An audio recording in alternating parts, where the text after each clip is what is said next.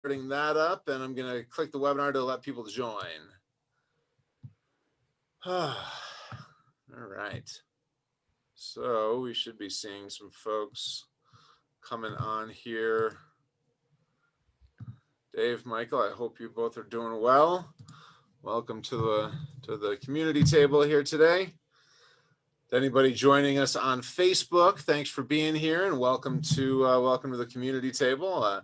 We're looking forward to our session today. I think it's going to be a good one.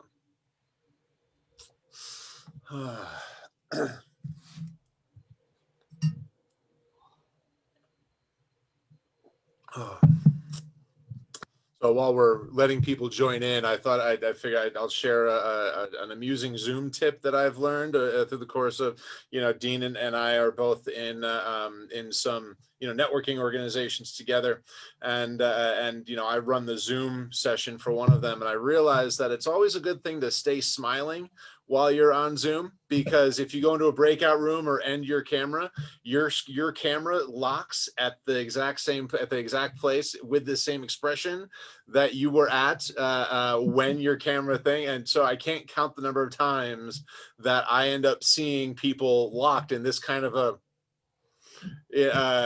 facial expression. Look in their face. Yeah, exactly. Right. Oh boy. That's funny. All right. Well, we can get started here and get things plugging away. Welcome to this session of the community table. Today we are talking about planning for 2021. I thought I got a particular kick out of my title for this particular session. We're all ready for 2020 to be over, but are we actually ready for 2021 to start? And so today, Dean and I decided that we would talk a little bit about planning, growth planning specifically for 2021. As we've gotten to know Dean over the course of the past 6 months or so, and Dean, I'll let you kind of dive in on this, but he specializes in helping organizations, small business owners, and companies grow. And so, Dean, I'll let you kind of talk a little bit about where you're coming from here today, and then what we're doing. And we've still got some people joining us here, so in a few minutes we'll launch a poll just to kind of get a feel for where everybody is, and then kind of jump into our program for today. Yeah, thanks, Ian.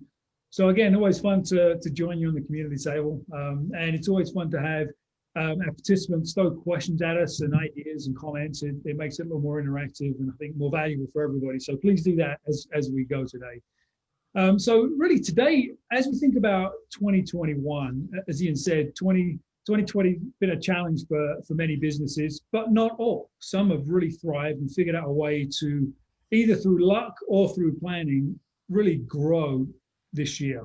And so we're going to touch on a little bit of that today, and some of the observations that I've had of what made the difference in businesses that have grown and some that have struggled, and what you can do with that as you go and you start to plan for 2021.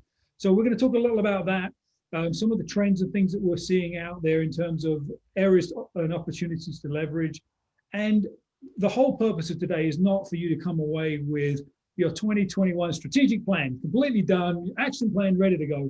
Obviously, that's not possible in what. That's tomorrow. No, yeah.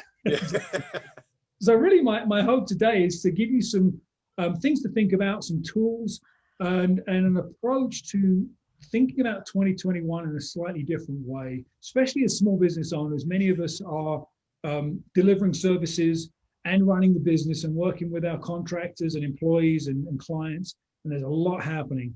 And it's really easy to get buried in all of that stuff. So I want today to be an opportunity for you to sort of step back and look back at 2020 and see what we can learn from that as we start to think about moving forward in 21. Absolutely. And so when Dean and I were talking about this, we jumped on a call yesterday just to kind of talk through what we were going to be focusing on. We thought it'd be interesting to kind of get a feel for where people stood now.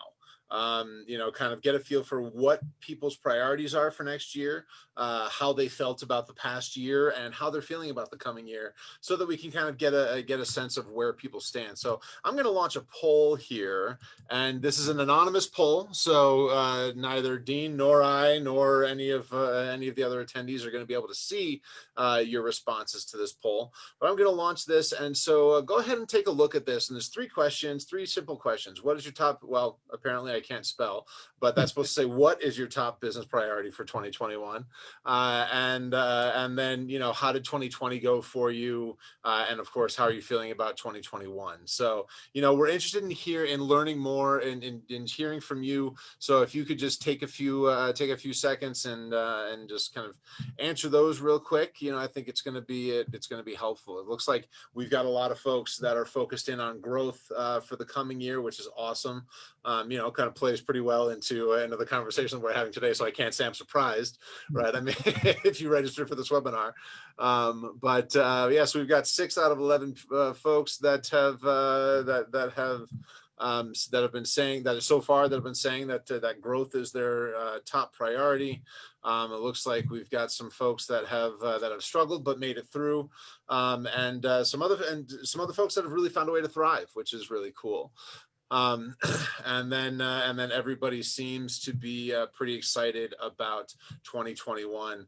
Everybody who's responded here, so that's really encouraging to see. I think that 2021 is going to be a great year, and I think we're seeing, and like I said, we're seeing this in the responses here. I see that one other person shares my focus of staffing for next year. So, cheers to that. But then again, my staffing goes directly into my growth. So I guess that's a thing. But yeah, so cool, very cool. Well, I appreciate everybody taking a couple minutes, and excuse me, and answering those questions. I think, like I said, I think that we're like I said, the top priority here for next year is growth. Excuse me, whether you were one of the ones that struggled through, but but we're able to power through. We're able to maintain status quo. If you found a way to thrive, or and of course, the folks that are really looking forward to next year think that it's really going to be a great year. I think that that this is going to be a great conversation for you. So before I turn it over to Dean, to take away on his growth plan, just wanted to touch on a couple of housekeeping things. So first of all, as always, Q&A is always welcome. So we definitely want your questions. Dean mentioned that earlier. We definitely want you to speak up, ask questions as they come along. With this particular session, we also have the ability to bring people on and have them actually talk through the webinar. So if you get to a point where, if there's anything in the growth planning here that we're going through that you would like to share with everybody, and like to share with us and share with the rest of the group, definitely raise your hand, and I'll be keeping an eye on that, so that and then I'll kind of interject where it needs to be. So, and then I'll bring you on. You'll be able to talk and kind of talk with us and the class, so to speak. And then we'll be able to go back to, after sharing that, we'll be able to go back to the normal program. And the last thing is that, you've heard me mention this workbook a couple times. So in the chat, I just sent everybody a link to go and download the workbook that we're going to be going through. So you can go ahead and click on that link and download the workbook. It's maybe 4 or 5 pages, 6 pages, something like that. So definitely download that, because it's going to help you to kind of follow along with Dean as he goes through this conversation. And of course, I'll be engaging as well, and kind of talking through some of my experiences over the course of the past year, and where I'm looking for the next year too. So I'm really excited about this session. I think it's going to be super productive, and should be a really engaging session moving forward into the next year. So with that, Dean, I'll let you take it away, my friend. Great, thanks, Ian. Appreciate it. So you mentioned something right off the bat in terms of growth for you this year. And I know that I recognize some names in the attendee list. I know some of the folks out there, and they've achieved amazing growth this year, right? So my revenue, bringing on new accounts, new clients, new customers has been awesome.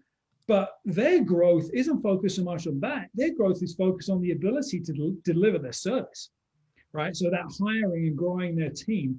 And of course, in a challenging environment like we're in, some people have laid off great people. And now they're in that sort of growth planning mode. They've got to figure out how to staff and how to hire good people. Or if you haven't laid anybody off, you may be just challenged with finding good people. So when I think of growth, it's not just revenue, right? Or even just profits. There's so many components that wrap around growth or enable you to grow. I think in terms of technology, obviously your core team and your staff, your products and services, how you price, there's so many factors involved in growth. So while we'll be spending some time today on 2 or 3 of those, keep in mind that every business is different, right? Mission Suite, you got a SaaS product, you can deliver it to as many people as you need. Pretty cool. But I need a lot of them. What's that? But I need a lot of them. You need a lot of them, exactly. Right. But there are other parts to your business where you need humans to help support that growth. So every business is different, I guess is my point. So as we go through this process, if there's something that really resonates with you or we're not touching on and you want to bring that up, please let us know. Yeah. So having said all that, a little more context again. So as I mentioned earlier, some businesses have thrived in 2020 and some haven't. And if you're lucky enough to be in an industry or a market that has had the opportunity to grow, awesome. If not, I'm sorry to hear that. But there's only so much you can do to plan for that, right? We don't know what industries are going to go up and down. If you service oil and gas, for example, or customers that service oil and gas, you might be struggling. But if you're in professional services, you should be doing pretty well. So that every industry has their own nuances. But the one thing that I've really seen with businesses that have taken a tough situation and made the most out of it, or have just adapted to a new environment, is they've taken action, right? I think what happens is that when the pandemic hit and people just paused, right? They literally just stopped. They didn't know what to do. And as the next few weeks and months unfolded, people either defrosted and started taking action, or they just stayed on pause. And I think that prolonged uncertainty, now we're 8, 9 months into this thing, maybe more now, I've lost count. Well, my son was born right at the beginning of it, so we're almost 8.5 months into it. I can tell you that for sure. It's crazy. 36 weeks, I think, is what my wife tells me. Okay, she's counting it by the week. Exactly. But the point is really, we still don't know how this thing's going to play out in the next months or weeks or months or even years. And certainly January 1 of 2021, as much as we hope it's all going to be gone, it's probably not, right? So that the prolonged uncertainty kind of takes you from that frozen panic mode to complete, just not doing anything. Don't want to spend money, don't want to go out on a limb and try new things. Or if you do, it's really hard to kind of regain that momentum from being sort of on that slow path for the last 6 months. So that's a lot of what's happening in the marketplace. Gartner did a study recently, 2020 study. They talked to hundreds of CEOs and executives, and 53% of them said their number one top priority for next year is growth. No surprise. But there was another study that was done with 500 businesses, and 2/3 of them said they've got a pretty clear vision of how to grow, which means that 1/3 has no idea how they want to grow. So we know they want to grow, they just don't know how to grow. And with the change in the market, change in buyer behavior, change in spending habits, it's no surprise people don't know how to grow, right? It's a challenging thing. So we'll hit a few of those things. But one thing I will say is that the number one thing that drives the top performers, whether they're individual contributors or businesses, is their ability to go from idea to execution quickly. That's the one thing that sets pretty much every business apart. And so if you think about your organization, have you sort of been sitting on this idea for months trying to analyze it and plan for it, but you haven't actually executed? Or did you execute, learn from your audience, measure the results, and adapt on the way, right? That is the difference right now, more than anything else, is you've got to take action. So hopefully by the end of today, everybody in the audience will have some ideas about how to think about creating new ideas in the business, how to plan for growth, and how to take action. So that's my soapbox for you here. But we can get into the next piece of the conversation. So hopefully everybody's had a chance to download the workbook. And we'll go through it. We're not going to cover everything today. We certainly don't have the time to do so, but we'll hop back and forth and between just general conversation and some sections of the workbook. And again, hopefully it'll give you some ideas of what you should be thinking about in 2021. So you'll see that there are 4 sections in the document. And again, this is sort of like a high level brainstorming framework is the way I'll put it. So I always recommend that you take a look back, you reflect on last year. Sometimes you need to go back a year or 2 to get some trends, but certainly look at this year, right, 2020, and just document the things that you hopefully already have in a plan somewhere. But what were your goals for this year? And how do they change? 3 months into the year, everything changed. So did your goals change? And if so, how? That's really important. And then obviously that next section talks about accomplishments. When I think in terms of business accomplishments, it's not just about revenue, but it could be any number of things. It could be maybe you launched a new service. Maybe you hired that key employee. Maybe you broke into a new market. But what are the biggest accomplishments that you achieved this year? And with that, you had to have taken action. And I think that something that's often overlooked, Ian, when we think about planning is us as business owners, our habits and behaviors, right? And our thoughts really impacts our businesses every day. Our thoughts and behaviors, our thoughts and our habits impact our behaviors and actions, and our behaviors and actions are what get results. And so I really encourage my clients to sort of pause and think about where they were at when they achieved these big goals. And really reflect on that and document that. So was there a big win you had this year in your business? Yeah. So for me, it was a lot of this has come down to staffing, right? Because, and, kind of like we talked about before, like you were talking about before, staffing really is a really important part of growth for a business like mine, right? Because I tried to grow without bringing people in to handle support, and I was going to be the one to handle support and to sell and to handle marketing, and it just nothing was happening, right? So for me, and for any clients that are on the call, and you've met Monica, you've chatted with her. She's come on, and I brought her on from a part-time assistant and was able to promote her to be our client services manager.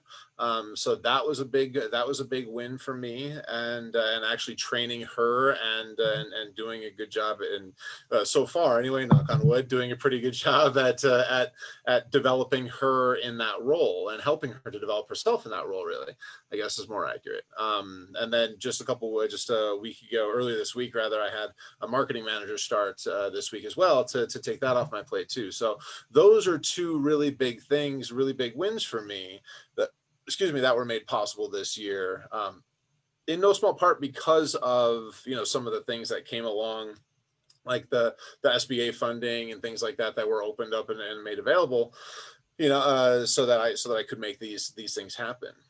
Yeah. So in terms of, as a business owner, where you were at with being willing to take that risk, right? The financial risk, the time risk, will these people treat my customers as well as I do risk? What shifted from I'm going to try and do this all on my own to, nope, I'm going to hire some folks? Well, last year I actually went through a pretty rough year last year, and I ended up losing, and it was for a number of different reasons, right? Acquisitions were really hot last year in 2019, so I had a number of clients that were acquired, and they said, "Thank you, you've helped us get here, but now we can't use you anymore," right? So okay, great, thanks. I appreciate the feather in the cap, but so a lot of that happened, and so I really had to make a mental shift for myself, because I had to as a, I mean, and it's common for a software as a service company to lose clients and, have that kind of churn, right? And particularly for reasons like that, different new market, new leadership comes in, new, an acquisition happens, right? And so all that happened. But I realized that I wasn't, because I was so focused on handling support all by myself, I wasn't actually able to sell and grow through sales the way that I was expecting to be able to kind of make up for that. So for me, that was a big shift that I had to make, and I had to realize that, okay, and it's time to really look at this and ask yourself if what you're envisioning is actually possible.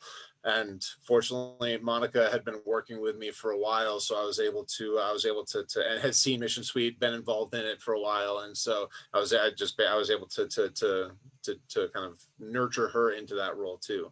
Yeah. So it took a shift, right? Yeah. Your thoughts and behaviors had to change to get you where you want to be. I think that's right. Obviously the moral of the story. So I'm curious if anybody on the call today, if they had a big win and it was the result of changing the way they thought about or behaved in their business and therefore impacted their actions, what was that? So if you have something like that, throw it in the chat or raise your hand. Love to hear from you. And kind of follow that logic, that process. Certainly, if there were goals that you didn't accomplish this year, what did you do or didn't do to impact the fact that you didn't achieve those goals? Was it just the economic changes or the pandemic, or was it something that you created unwittingly, right? Sometimes our subconscious mind can drive what we do and impact our results. So I think you have to look at both sides, because sometimes when you look at this of the life cycle of a business, we as business owners are in a different place during different growth curves within our organization. And it's good to know what we're doing to impact that. And then that last section at the bottom of the first page, much like we've already talked about, having that core team around you is critical. So I always encourage my clients to really list their core team members. Certainly, if you have employees, who are your core members? That's easy. Or if you're using subcontractors, that's pretty easy too. But then, who are the people around you that influence you the most? I don't know if you've heard the phrase, you're most like the 5 people you spend the most time with.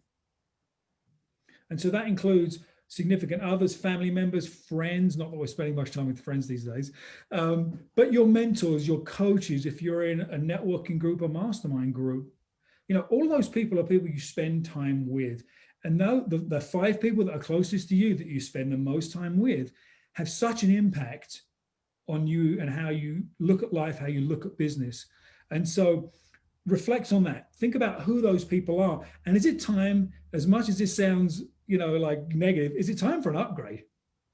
Right? Not that you're going to kick those people out of your life, but do you want to invite new people in?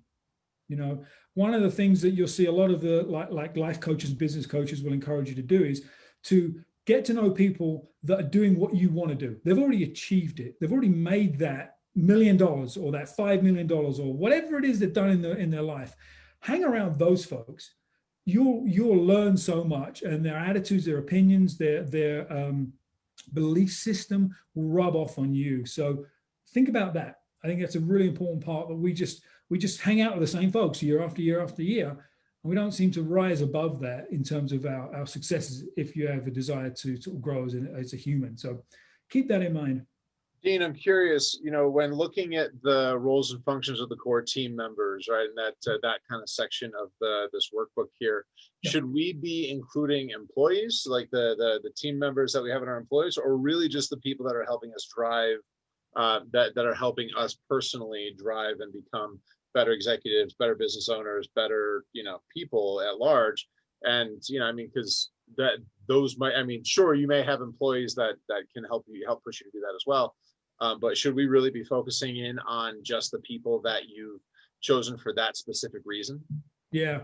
I would imagine that most of the folks on the call don't have hundreds of employees, right? It's just, so I would say if you have employees or contractors that you work with every day, those few that you have the most interaction with would be considered part of your core team, right? Because even if they're a subordinate to you, right, you're the boss, Mhm. Their responses to your questions and requests, their attitude has an impact on you and your business as well. So I wouldn't eliminate a few of those, maybe one or two really is probably all it would be. Mhm. If you're spending all the time with them, every day with them, if you've got a management team of 2 or 3, and then you have maybe a business coach and you're in a mastermind group, that's your core team.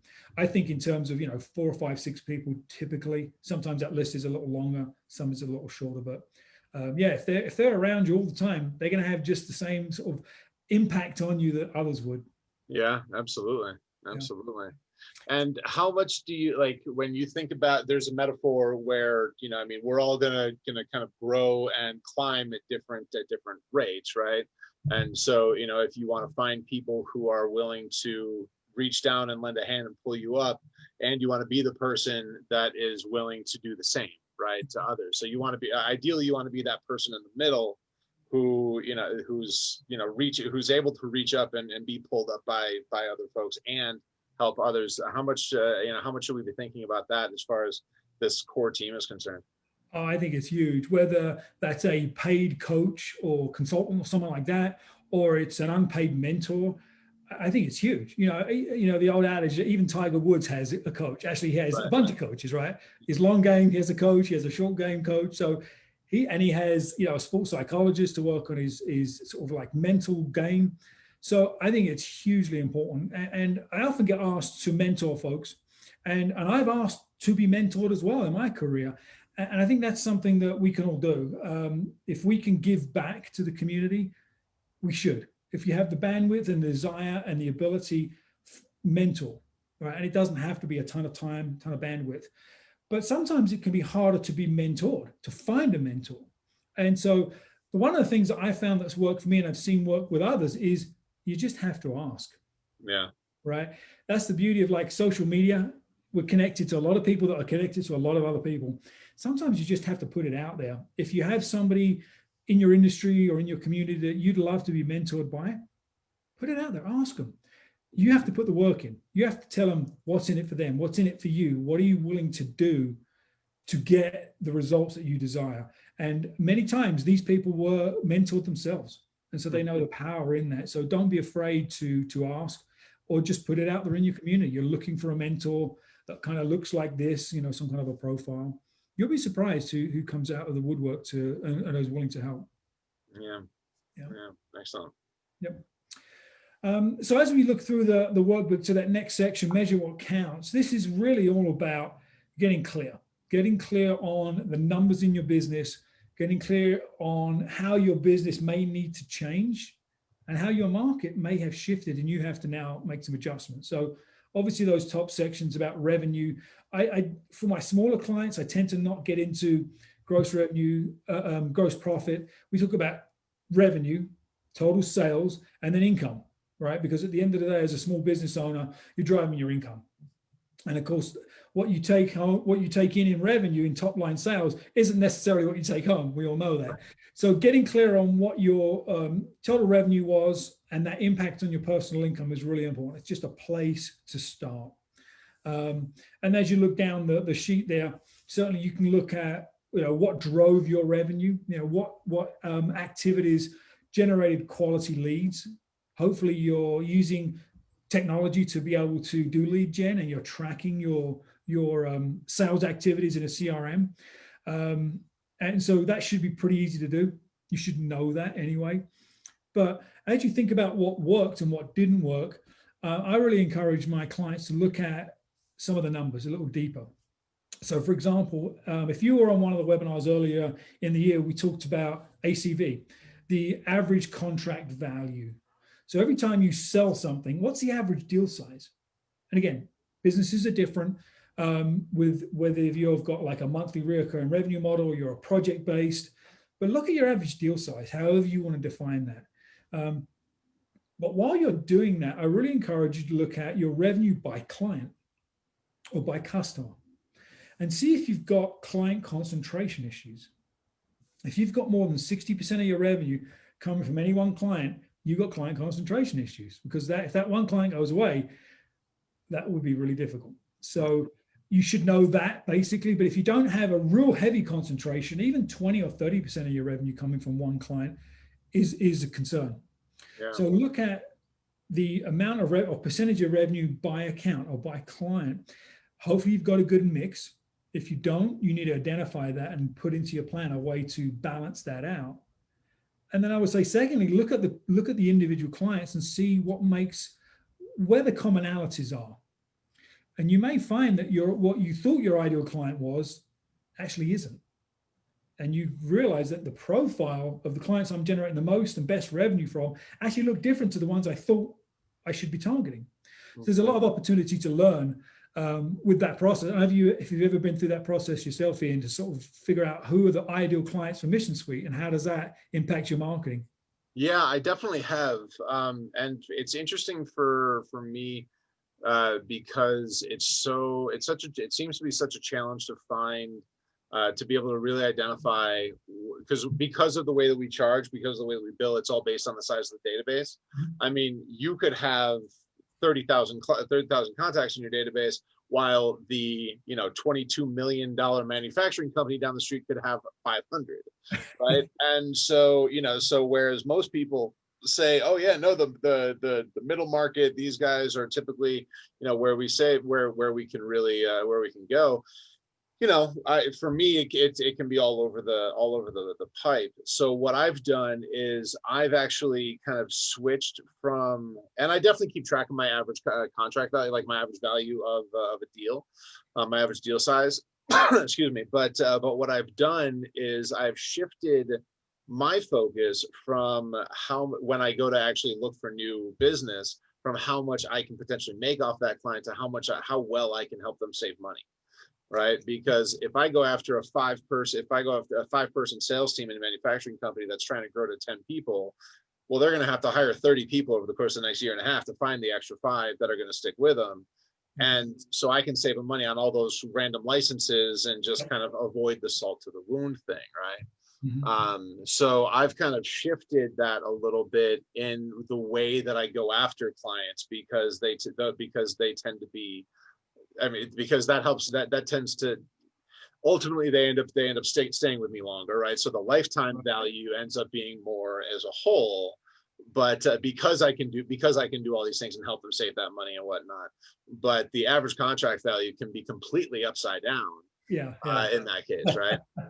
That's interesting. Yeah, I think the other thing that when I think of Mission Suite, the platform does so many things. You can replace more than just somebody's CRM or more than just somebody's marketing automation tool. So there's a message there, right? There's a cost saving opportunity for consolidation too. So yeah, it's the going through the exercise of looking at your average contract value, revenue, client by revenue, and then profiling.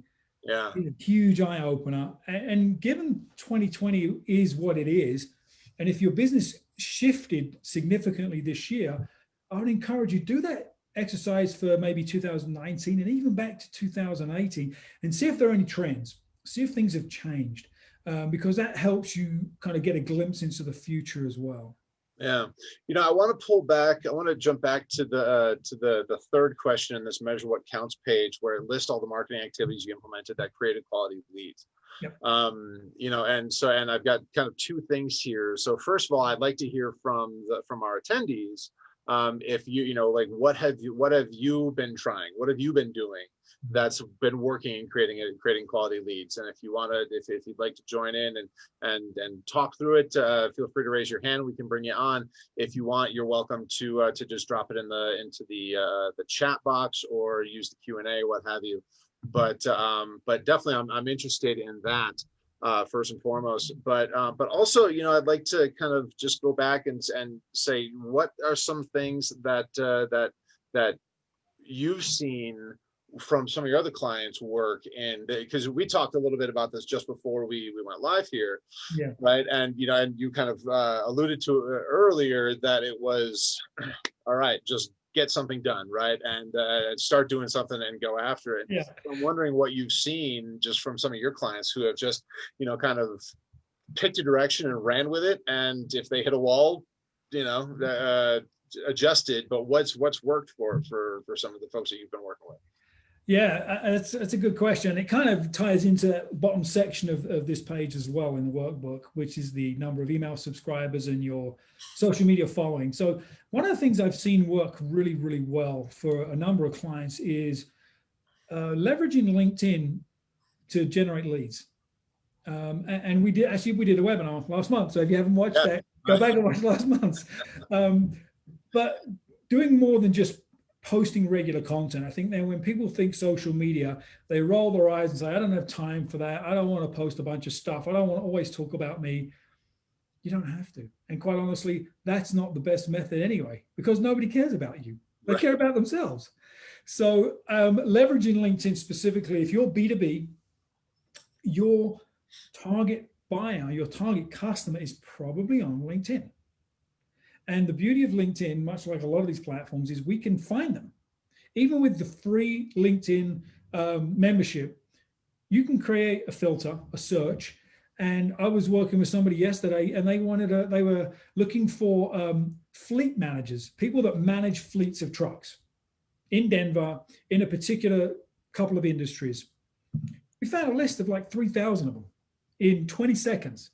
Now, what are you going to do with that list is another whole conversation, but that information is there. So a couple of clients that have had huge success this year and had their biggest years ever, most of their quality leads came from LinkedIn.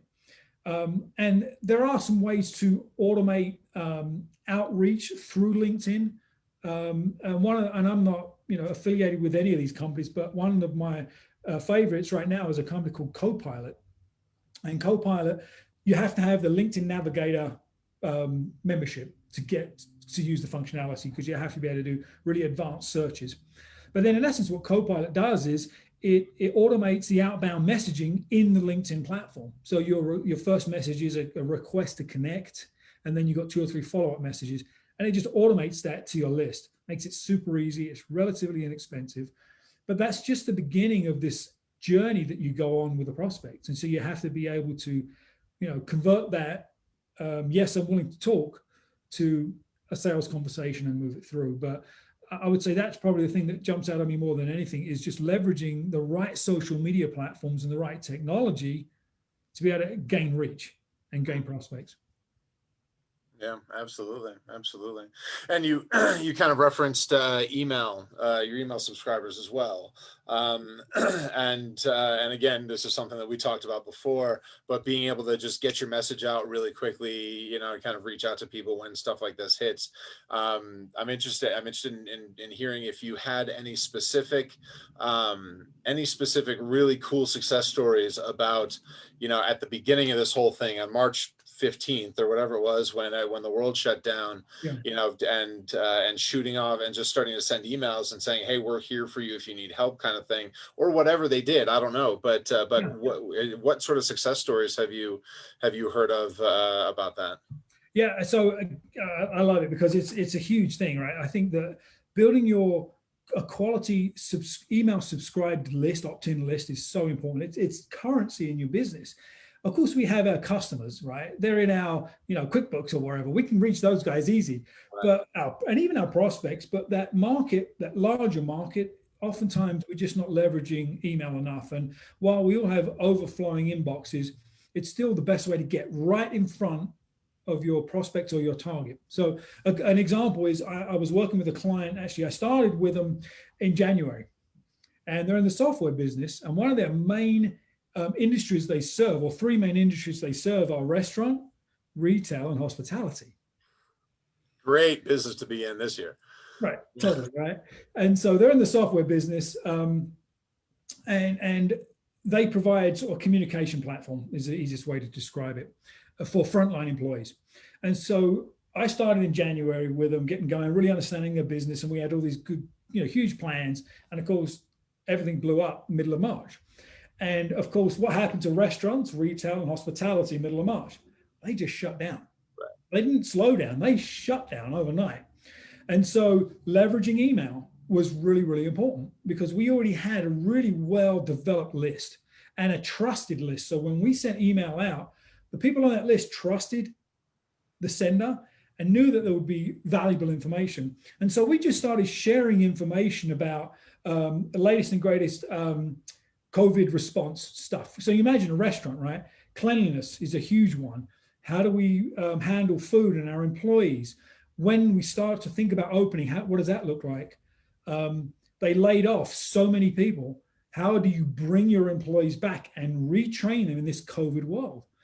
And we spent 3 months just sending valuable information to these people. No sales pitch, no talk about products or services, no talk about, oh, by the way, we can help you. None of that. It was just giving value. And we spent the marketing team spent a lot of time pulling data from like the National Restaurant Association and the CDC and all those places, and just consolidating all of that. And it changed the landscape of that business, because when things did defrost, they were top of mind with all of these restaurant owners and franchisees around the country. So to me, that was a huge win, leveraging email. Mm-hmm. Very nice. Very nice. Awesome. So all right. So what's in the chat? We have a couple of comments. I don't know if you've seen those. I think responding to the LinkedIn question. Yeah. So David Momper was asking how often anyone here, being a business owner, is receiving LinkedIn messages and actually responding. I'm willing to bet that anybody on here as a business owner, if they have business owner or CEO or anything like that, president in their profile, they're getting a lot of LinkedIn messages. But and Cynthia mentioned that she almost never responds, and I'm in her boat personally. Dave mentioned that he responds to about 1 out of 10, and so it sounds like he's used it as a method to leverage referral partners. Yeah. Yeah, and I think that we all get spammed, right? And I don't think it's getting any better. So I don't know about everybody on the call, but usually when I get a message, you see the name, you see their, the professional headline, and that's the first filter, right? If it's, oh, this guy is going to pitch me something, or I've got no value there, or they're selling me stuff that I actually do, obviously I'm not going to respond. So that speaks a lot to, if you're going to use LinkedIn, make sure your profile is written in a way that attracts the people you want to talk to, that show value to that audience. So your professional headline is really important. Your experience section right at the top of your profile, really important. And of course, the message itself is really important. There's nothing worse than hitting, you accept the connect, and then you get an instant pitch. I mean, instant, it's automatic pitch, sell. That's not the way to be successful on LinkedIn. So make sure your profile is set up in a way that adds value. And if your message creates enough curiosity that they go to your profile, make sure the content you're posting adds value too, is interesting. Give them a reason to say, well, maybe this Ian guy is worth at least saying, yes, I'll connect to. Yeah. So it's not just getting all those messages. That's just one piece of the process you have to consider. It's not just in a vacuum. But yeah, it's becomes a little bit of a messy platform. Yeah. And I'm curious as to how that kind of plays into, and I know we kind of touched on this during last month's LinkedIn conversation, but when because one of the things here in the worksheet is, how many followers or connections do you have on LinkedIn, right? And so if we're using LinkedIn for that for that purpose, is LinkedIn is the volume of LinkedIn connections really an accurate measurement, and how do we make it an accurate measurement to make sure that we're actually seeing what we have that what we can actually leverage, and what just might be inflated? Yeah, I think that it's quantity and quality, right? And also I think it depends on your goals with LinkedIn and your business too, right? If you have a product or service that pretty much anybody can use, you can connect to everybody, even if they're pitching you, right? Just connect, right? What's the harm? But if you're really focused on a particular industry or a particular sector, or you're looking for strategic partners, referral partners, or channel partners, then I think being a little more selective is okay. Not to go completely down a rabbit trail, but a lot of folks have this attitude, and it's sort of like a holdover from when LinkedIn was just like a recruiting platform, is I'll only connect to people on LinkedIn that I know. Well, you already know them, right? It's not expanding your reach in any way, except it's just one more way to stay in contact with somebody, which is not too bad, but it's not really achieving the goal. If your goal is to build your business and use LinkedIn as one of your channels, then you have to be a lot more open-minded to that. So quality and quantity is important. But as also mentioned, the content you post is really important too, because LinkedIn will show your stuff to more people, the more people engage with your stuff. Yep. Right. We know that. And one of the other things with LinkedIn content is this this concept of how long people stay on your content. So the longer they stay on your content, the more LinkedIn says, this is content of value, the more I'm going to show it to people. And so all of these things tie together, right? So longer form written content is good because people take time to read through it. Video, 2-3 minute videos are great. And now there's a function, it's almost like a slider carousel. You may have seen people use it. And in essence, what you're doing is you're uploading a multi-page PDF and it shows up as a slider. And so people, as they slide through and read tip 1, tip 2, tip 3, they stay on your post for longer. So that's going to expand your reach. LinkedIn's going to show more similar people your content. So I know I just went off on a rabbit trail there, but just there are lots of ways to leverage LinkedIn, but I would say just be open-minded to expanding your reach. Because it's no good putting all this great content together and you've got 14 connections. Sure. Right? And they're all your employees, right? It's like, come on, it's not helping your business much. Yeah. And just real quick before we jump into this, the last page that we were gonna talk about today. I'm seeing Michael mentioning that that he utilizes 3 times per week as a standing activity to ensure that he's networking, connecting, and leveraging information for his clients and himself. And Michael, I'm interested in hearing more. Right now, since we can't go to networking events, is this something that you're seeing is replacing that? Is this something that you've seen as an active thing? And definitely would love to hear a little bit more about the strategy that you're taking on that too. Yeah, that's great. Having a plan, scheduling time to do any of this stuff, whatever the action is, we know is so important, right? Yeah. And it looks like Michael just raised his hand, so you want to bring him on for a quick minute? And okay, yeah, excellent. All right, Michael, we got you on. So go ahead and share with us. Hey, Dean. Hey, Ian. Thank you for today's webinar and for the question. I just find that social media, like most things, has to be utilized appropriately. It can become a time suck if you're not careful. So by making it a standard process of my week, it makes sure that I'm, touching it actively and using it. I think in this year, especially, there's been a lot of valuable information shared on LinkedIn that you can leverage and send to people in a time when they're a little bit weary of webinars, but thirsty for information and stuff. So it's been effective for me. I don't know that I would say it could replace shows and personal, connection, but it certainly has supplemented the amount of digital content that we're all taking advantage of. Very nice. Yep. Very nice. Yeah. Thanks, Mike. Yeah, thank you. Beautiful. Yeah, so that's very valuable. And fortunately for us, not everybody's weary of webinars, right? But otherwise we'd have nobody on here today. But Dave Momper just dropped something in the chat. It's something he actually introduced me to. Yeah. Many haven't seen it. It's Lunch Club IO, and I'll give you my quick sort of like perspective on what this is. This is a way to connect with and meet with complete strangers that have some similar interest. And so the long and the short of it is you go on, you set up your profile like many of these other things, but you select the things that you're interested in. Are you interested in meeting people that might want to buy your stuff, strategic partners, investors? Do you want to mentor people or be mentored? There's a lot of different categories. And they, in essence, have aggregated this list across the world. I spoke to somebody down in Latin America, actually, in one of the calls I did. And you meet really cool and really interesting people that you would absolutely never run across. Yeah. A couple of folks were looking for jobs. And one was moving to Denver and one was in San Diego. And I happened to know people in both those markets and was able to just make some intros. And they had some really great feedback for me. Another gal, we just talked about account-based marketing for an hour, and it was cool. We enjoyed it. So if you haven't heard about Lunch Club, check it out. It's it's another way to expand your reach and expand your network and just interact with people. Yeah, and you're right. I've only been able to take a couple of them, but Yeah. yeah, they're really interesting conversations to be had out there.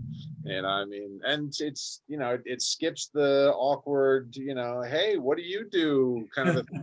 It puts you right into the one-on-one where you can have the awkward, hey, what do you do? But at least you're, you both know that you're going to be meeting with somebody, right? That's why you're there. Yeah. Yeah. But I think, as we talk about ideas for next year, brainstorming and taking action for next year, what better way to bounce it off with somebody that doesn't know your business, but maybe has a commonality, or they're in a similar industry, or they're some kind of synergy. Bounce an idea off of them. They're not going to be biased because they don't know you. You ask your best friend, your business partner, your spouse, whatever. They're always going to care about you first, and the idea second, right? Right. It's just another way to sort of get some feedback in terms of what you could or couldn't do next year. So absolutely. Speaking of next year, we got a few minutes left here, so let's jump into the next page here and talk a little bit about the 12-month plan. Yeah, for sure. So most of this is pretty self-explanatory. I would say the top two things I would dig a little deeper on. So describe your ideal client and the number one problem you help them solve. So you've heard me talk about ICP before, ideal client profile. So that's not just the business, but it's also the individual that would potentially buy your stuff, the problem you're helping them solve. And what I found in many of the clients that I work with, that hasn't changed this year, but some it has, and it has dramatically. And so it's really important as you think about your 21 planning, is take the time to rethink your ideal client profile and the problem that you can help solve. Sometimes it's better just to think about the problem. How has the problem changed? And then think about who has that problem. So I would encourage everybody on the call to really go through that exercise. Just because you've done something a certain way for a long time doesn't mean that's the right thing to continue doing. Mm-hmm. It could be, but oftentimes you miss growth opportunities by staying, with the old blinkers on. So go through the process, do your research, talk to your customers. Hey, guess what? If you have a reach on social media, utilize it. Put a question out to your audience and say, hey, what problems are you dealing with as it relates to, let's say, your business? Get some feedback. Ask your market, ask your customers, ask your network. Understand the challenges that they're facing, because I guarantee it's changed in some cases. Yeah. So I think that's critical. And then the second piece of that is, can you help solve it? Right? Don't become irrelevant in an old market. That's the worst position to be in. And I got to tell you, I've seen it many, many times where the business owner sees sort of like the world go by. Yeah. They don't have the time or the knowledge, the courage, the mindset to evolve in what they deliver, the services they deliver. So is it a case of just repackaging and rebranding, or do you have to really add some more services? Do you need to bring in a strategic partner? So if you've identified that new problem, make sure that you're relevant and you can solve that problem and be in position to do so, because that will be your platform to grow in 21. Mm-hmm, mm-hmm. Yeah. So one of the things that you've itemed out here is revenue by quarter, right? Q1, Yeah. 2, 3, 4 quarter revenue goals. So I mean, kind of talk through. And this is I'm looking at revenue and income goals. Mm-hmm. So kind of talk through what should I just be saying? For me, I've got a recurring revenue business. So should I just be saying I want to grow 10% every quarter or whatever, right? How should I be approaching that from a business owner, who's never gone through this process with you before? Yeah. So there's a lot of factors involved. One is the potential market share, accessible market share, right? If there's a lot of opportunity for you to grow and not a lot of barriers for entry, then you could perhaps set some more aggressive goals. But keep in mind that a lot of times you've got to fund that growth. Either it's in marketing and sales, it's hiring somebody, it's all right, we just got a bunch of new customers, now we've got to figure out how to deliver our promise. So you got to think about more than just that top line revenue and the impact to your personal income. There are a lot of factors involved. Sometimes you're a cyclical business, either a calendar, like your seasonal business. Sometimes that's not. So that could be a factor too. I've had clients that, they're in the construction business in Colorado, right? So doing business in the wintertime, doing a lot of extra revenue in the wintertime is tough. But their big revenue is those 2 middle quarters of the year. So think about the sort of the cycles there. But having said that, if you are slow at certain times of the year, can you add a product or a service that is in demand for those other times? You've seen the landscapers, right? They cut grass in the summer and they plow snow in the winter. Yeah, Makes right. sense. How can you do that in your business? So I think those are things to consider, but it's not just about the revenue, it's all the impacts of getting that revenue and then delivering on the promise that I think you've really got to consider. Yeah, and to that point, I'm curious about that, because that's something that I always when I was just getting started, right? I mean, this was 20 years ago. I was pretty young, found success pretty early on. And, the challenge there is that nobody can teach you anything, right? Because you're the king of the world, man, right? And so I would always, when I was in that mindset, when I was in that mentality, I always would look at, no, it's okay. I can grow to X number of dollars. And I'd always hit a wall. Right. That and it was because I didn't factor funding into funding that growth, or, even funding my planning my time accordingly. Right. Because I was consulting. So, it was always this kind of constant wall, and it always hindered my growth because I didn't think about that. Yeah. So is that something that we should be adding into this as well? Like, how are we going to pay for it? Yeah, I think so, right? I mean, again, this isn't like an all-encompassing document, but yeah, for sure. If you are doing the marketing, doing the sales, running the business, doing the work, you're going to be a victim of your own success, right? You're going to get to a point where all you're doing is delivering service, billing. That's great, but guess what? You're not doing what you did to get you there on the sales and marketing side. So you have to plan ahead for that. I think the other piece of that is if you can predict the volume you can do based on the people you have. So if you know that you can, with every 10 new clients, for example, I need one more service delivery person, it's an easy calculation, and you can budget for it and plan for it. Yeah. But if you just keep banging up against the wall, inevitably what will happen is you'll grow your revenue, you'll grow your customer base, your service will decline, your lifetime value will decline, clients will leave, and you'll be back right where you were. Right. So that's part of that, all of those components you have to think about in terms of growth, funding growth, people, strategy. How does your role evolve? We talked about core team. That needs to evolve as your business grows too. You can't be touching every single thing. You can't be a micromanager and scale. You can grow to a point, but you can't scale a business that way. And you just described every growth challenge that I had all the way through my early 30s. You and a bunch of other people, myself included. Exactly right. That's it, man. That's it. So, we've only got a couple minutes left here. Is there any last thoughts on this, or anything else that you think that that you want to make sure that we touch on before wrapping the call? And again, just before we get there, the link to this document that Dean and I have been talking about is in the chat. It's also up on Facebook Live. It's going to be up on YouTube, and it'll also be in the follow-up email that you should get. I think it goes out tomorrow.